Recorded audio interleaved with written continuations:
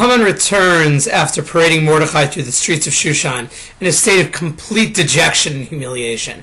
And he goes to confer with all of his counselors, as was his practice the day before, when on top of the world, but searing with anger at Mordechai's continued existence, he again confers with his wife and his counselors, asking them what to do, and of course they tell him to construct the gallows in order to hang Mordechai. What's interesting, though, is that within the conversation, the Megillah changes the terminology of how it describes the people with whom Haman confers in a very pointed way. At the beginning, when Haman presents his questions to them, which is really essentially the same language used when Haman asks them about constructing the gallows, it refers to them as Ohavav, his lovers, his friends. When they give their answer, they're referred to as Chachamav, his wise men, his sages. The Gemara picks up on this and suggests that the transition from friends to sages reflects the fact that today's advice is in fact wise advice. That today that they are aware of the fact that if someone starts up with Klal Yisrael, that they are destined to fall.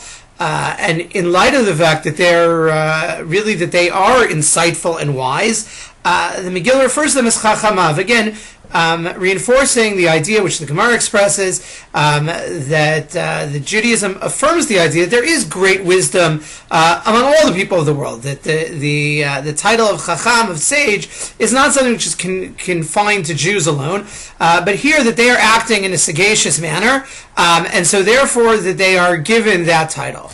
Alternatively, though, we could read this slightly differently and suggest that what we see here is a transition in their attitude towards Haman. In other words, when Haman was on top of the world, to find toadies willing to essentially go with whatever that he wants to do was very easy.